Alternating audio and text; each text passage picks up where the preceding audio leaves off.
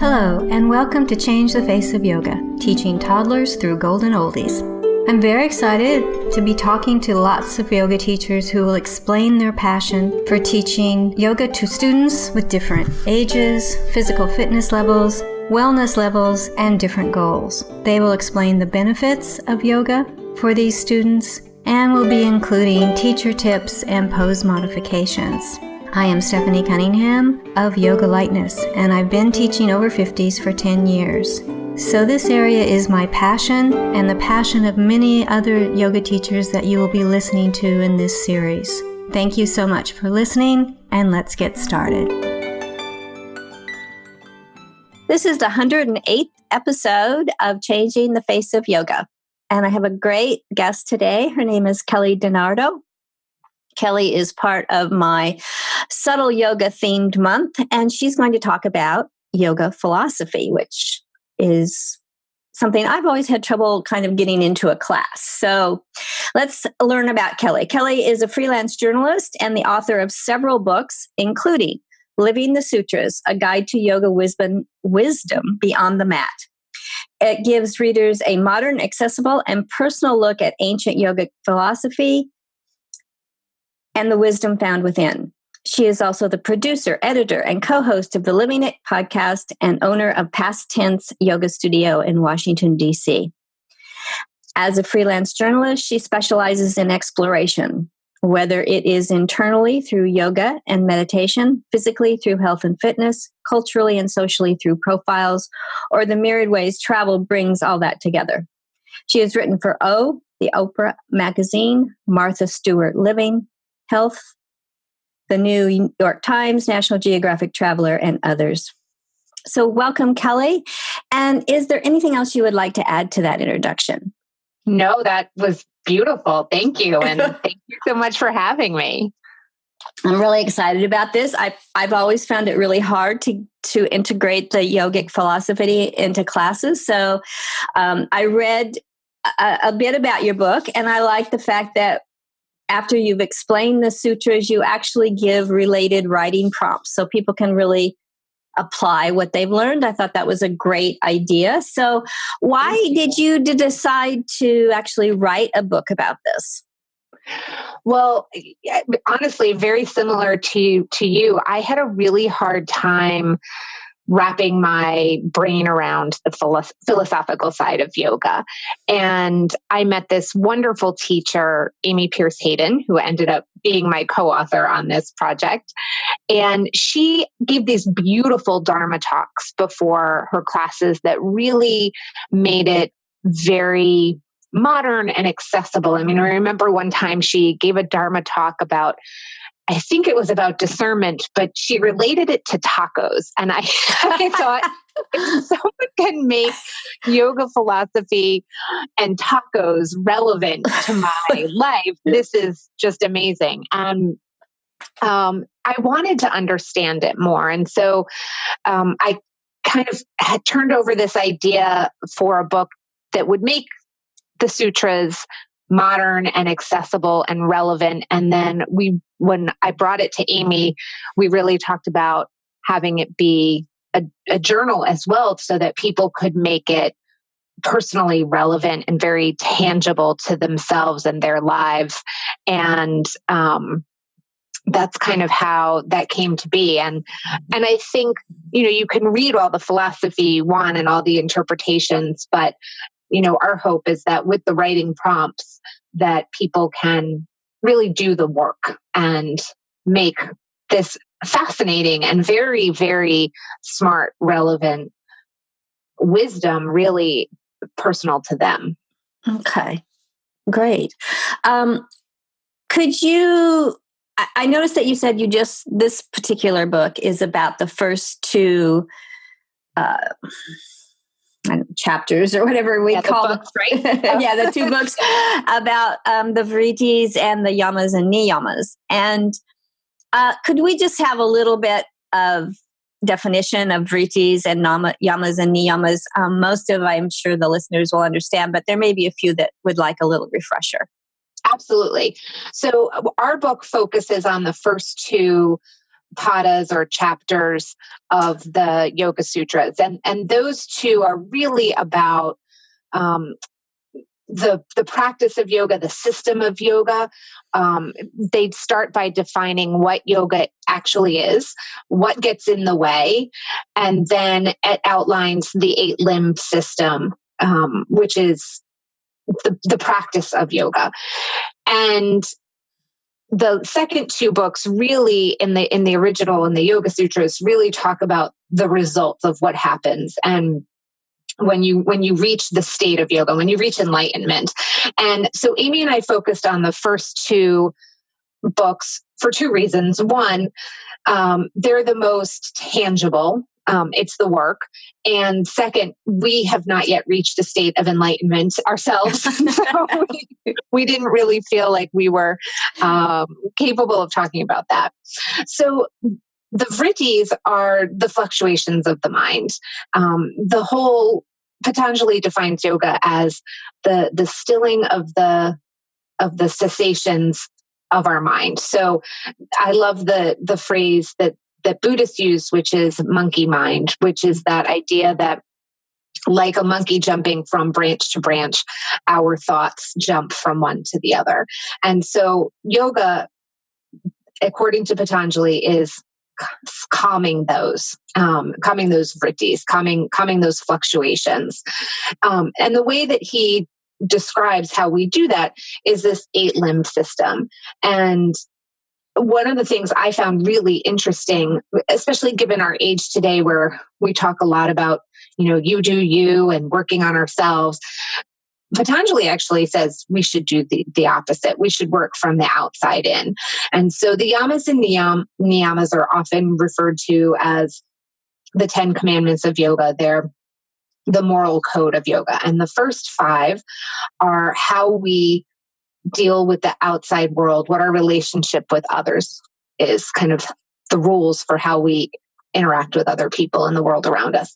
And then the second 5 are how we treat ourselves and how we behave towards ourselves. And then from there, once you've got your moral code, your foundation, then you move towards to asana, which is the third limb. And what I found really interesting is that it's less than 2% of the entire Yoga Sutras. So I know our focus again is usually on, down dog and pigeon pose, but Patanjali says nothing about that. And then again, you move further inward, you've got the physical body, and then you move to the breath, which is really a gateway to the mind. And then the last 4 limbs really deal with our mind. So stilling the senses or controlling the senses would be the better way of putting it. And then different depths and levels of meditation are the last 3. So, but all of that whole process is all to still the fluctuations or the vrittis. Okay. What's your best advice for a teacher who wants to introduce the yogic philosophy into her class? How would you advise her or him to go about it? Yeah, I think it's really important to make this advice modern and relevant. And so in our book, we actually reference, I'm pretty sure we're the only yoga book that references Fight Club, for example, or Dr. Seuss, or, the talented Mr. Ripley. We also talk about things like the power of habit, which is made famous by Charles Duhigg's book, or we talk about the flow state. So I think that we can find yoga everywhere in so many places off the mat. And so I think you can introduce this philosophy in surprising ways, in ways that you might find in books or television or in psychology or social research. And so maybe there's something in your newspaper or a magazine that you read and you think, oh my gosh, this story is actually really about ahimsa, or this thing happening now is really about discernment or the importance of a consistent and steady practice. And so I think that, there are really interesting ways to bring that into play. I have a now 4-year-old, and one of his favorite books for a long time was this wonderful book called Penguin Problems. And after I read it a few times to him, I realized that this book was really about the importance of being in the present moment and the here and now, and this idea of abundance. And I brought the book in to one of my classes, and I read part of it and used that as a way into talking about abundance and not wanting for what we do not have. And so I think it takes a way of looking at the world with your yoga glasses always on, if that makes sense. No, I think that does. Because sometimes to me, the sutras almost sound like Notre Dame. You could take it almost any way you wanted to. And I think it's really smart of you to kind of anchor it in the current culture, because what he has to say, of course, is timeless, but it can be kind of hard to understand, I think, sometimes. So I think that's a great idea. I love penguin problems. That's a great way to think about it. So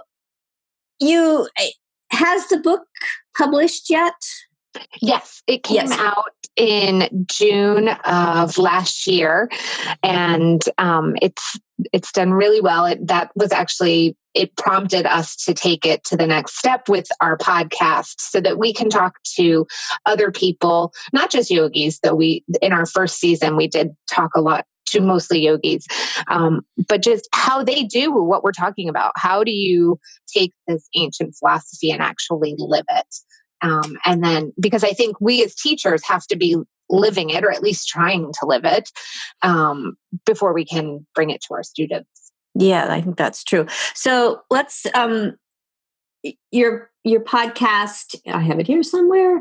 It's called Living It. Yes. Living It podcast. Yeah. And so that might be a great resource for all you people, all you listeners out there. So you could actually see how people are usually using it. We can just kind of skim over the surface on this podcast, but I think that would be very helpful to people, because I do think it's hard to make that translation.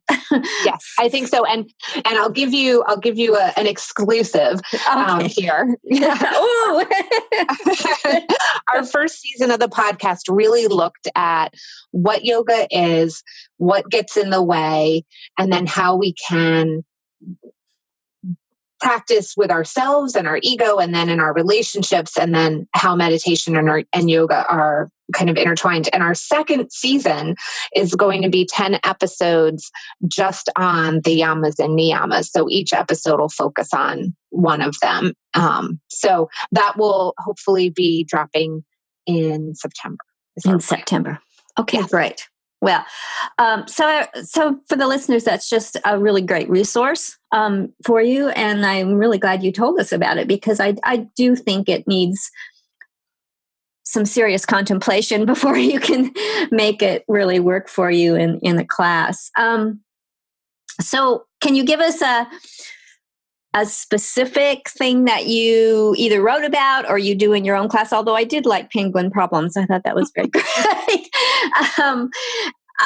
That people could use, say, about Vritti. I had a teacher that talked to me about Vritti, and he said something I thought was very interesting, because I'd never heard this before, that Vritti is not exactly the state that you're trying to get to. It's just, it is, that's kind of the not quite monkey mind state, but it's, you're really trying to work beyond that you need to calm yourself even more.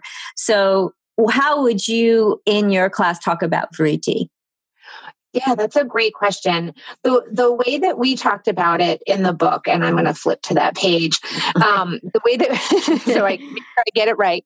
The way that we talked about it is that the Vrittis are they're like Instagram filters, honestly. They're filters or lenses that color how we see things. And sometimes they can make the picture prettier or rosier, and sometimes they distort it, and like a funhouse mirror almost. And so the trick then is to really see things clearly and without the filter.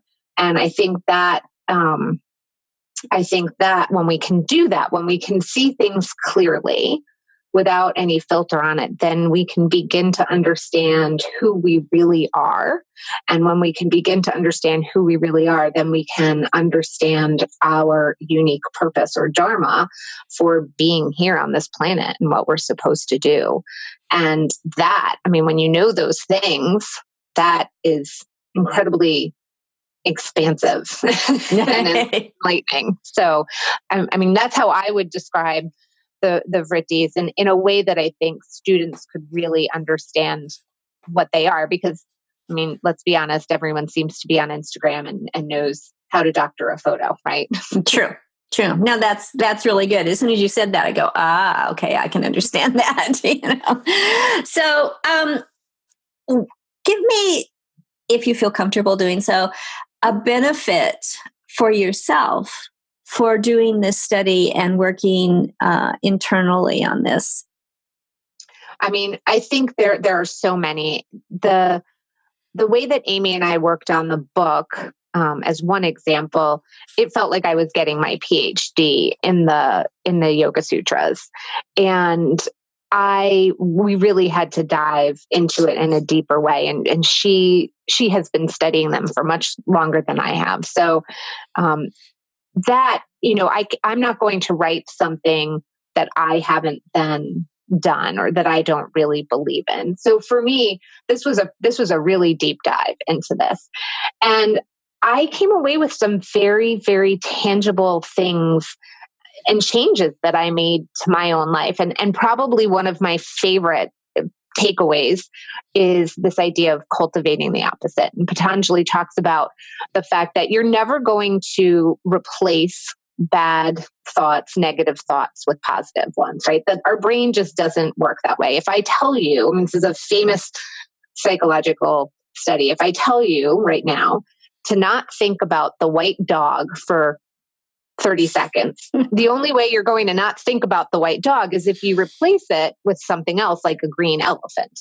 And it's the same with our thoughts. And so the way that feels really tangible to me is when I'm dealing with somebody who's difficult or maybe just challenging me in some way, I try and think instead of how they're driving me crazy about what good thing that they have brought to my life. And if I can't think of a very good thing, at least thinking that all situations and everything is temporary, everything is always changing, that's enough to replace the negativity. And then I can see that person or sometimes myself in a much more positive way. And so, I think some of it's fake it till you make it kind of things that, it feels a little weird to think nice thoughts about someone who's driving you crazy, or sometimes for some of us, it's hard to think, actively positive thoughts about ourselves, but you work that muscle a little bit and it gets a lot easier.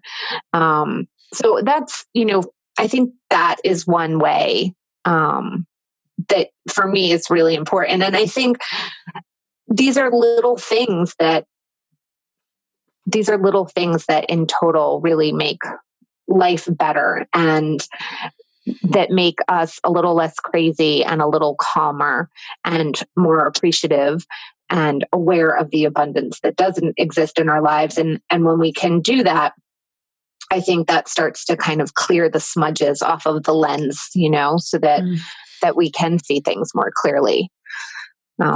Okay. Does that make sense? No, it does. It does. That's great. So these are this particular book is the first two books of the Patanjali Sutras. Yeah. Are you planning on any more? We are. We do have another project in the works. Okay. It is it will be more of the first two books, and it really will be a great resource for teachers. So we have not signed our contract with Shambhala on it, who is our wonderful publisher. So I can't say more yet, but I promise as soon as I can, I will email you and we can. Okay, that'd be great. Yeah. Okay. So is there anything that you would like to talk about that we haven't covered, or we haven't covered in enough depth that you would like the listeners to know about this? Ooh, that's a great question. I will say I was very intimidated by the sutras. I mean, I studied them in a couple of early teacher trainings, way back in the day. And then I didn't really do much with them. And I get that. I get how they can be intimidating and the ideas seem, a little old. But I think really the wisdom within I think it's life changing, truthfully. And I think one of the big things that I have remembered, I am somebody who came to my yoga practice very much just interested in the asana and the physical. I was not really interested in the other aspects of yoga and still really struggle with meditation. And for me, it's a nice reminder that you can practice yoga and never do asana ever in your life. And you can do asana and never practice yoga. And I would like to take credit for that thought, but it's actually something I learned from Rod Stryker. And I think that as intimidating as the sutras can be, there are so many good modern translations and approaches to it, ours being one of them, that they're really worth the study. Okay. I think that's very wise, that you can do asanas but never do yoga. So, because so many people now think that yoga is asana, and right. And that's a good way to start. It's a nice gateway, but there is a great deal more if you choose to avail yourself of it. So right. And I say that with no judgment, because I know that this is a debate that happens often in the yoga community. And my feeling is, I don't care why someone comes to their mat. For me as a teacher, that's an opportunity. I'm not going to judge if they're there to lose 5 pounds or to get looser hamstrings or to de-stress or because they want to sleep better. Personally, I don't care. My job as a teacher then is to start to open up their idea of what yoga is and what it can be. And so that's just an opportunity for me. And I think that's really kind of a wonderful gift that we teachers have. It's really sort of amazing. Yeah. No, I agree. That's a great way to think about it. Okay. I really want to thank you for coming on the podcast. I think it was a really interesting one. And I do want to say again that the book is Living the Sutras, A Guide to Yoga Wisdom Beyond the Mat. And I assume that people can get it at all of the regular outlets like Amazon and all of that. Exactly. Absolutely. Okay. And I do think that the way that you put it together with writing prompts after you've read about it, I think is a really excellent way to go about learning, because I think we really do. My problem with the philosophies is that I learn it, I think, oh yeah, that makes sense. And then it just goes totally out of my mind. Yeah. and with the writing prompts, I think it would stick hopefully a little better. Yeah. So, and what I usually suggest to people is they read it once through before starting the writing prompts, because I think for some people, the writing prompts can also be intimidating for people who think they're not journalers, but you don't have to do them. Nobody's checking your book at the Okay. You don't have to send in your answers. Okay, good. So if you're interested in this for yourself, listeners, or to apply this to your classes. This sounds like an excellent resource. And don't forget that the podcast, living it. There we go. I knew there was too many livings in here. In living it is going to be giving you even more in-depth information. And the second season starts in September. The first season is already gone. So you can find it on iTunes. Is that correct? Yes, iTunes, yes. Google Play, and we have a website called livingitpodcast.com, so you can listen directly from there. Great. Okay, so those are all available to you. I'll put all that in the contact details. Okay, so if you wanted to talk to Kelly, Facebook is Kelly Di Nardo, and it's Dinard. Is it supposed to be 0 or did it is supposed to be 0? Okay. You can totally email me through the livingitpodcast.com website or through my website, which is kelly@kellydinardo.com. Okay. And I'm on Instagram as Kelly Di Nardo as well. Okay, so just remember the name, Kelly Di Nardo, and you can get a hold of her. You can find me all there. Yes. And thank you so much for coming on the podcast. I really appreciate it. And I thought it was really, really interesting because, like I said, I'm kind of out of my depth when it comes to the philosophy and then giving it to my students. It's not so much, So I think you're doing a great service. So thank you. Thank you so much for having me, Stephanie.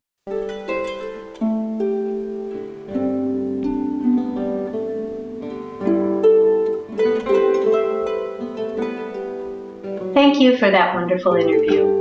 If you would like to be a guest on Changing the Face of Yoga, please go to my website, www.yogalightness.com.au, and under the Changing the Face of Yoga tab, you can complete Be Our Guest form. After reviewing the form and finding it applicable to this podcast, we will send you a link to schedule an interview.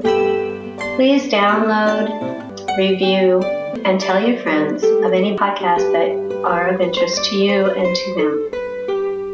If you would like to contact me, send an email to info@yogalightness.com.au. And thank you for listening to Changing the Face of Yoga.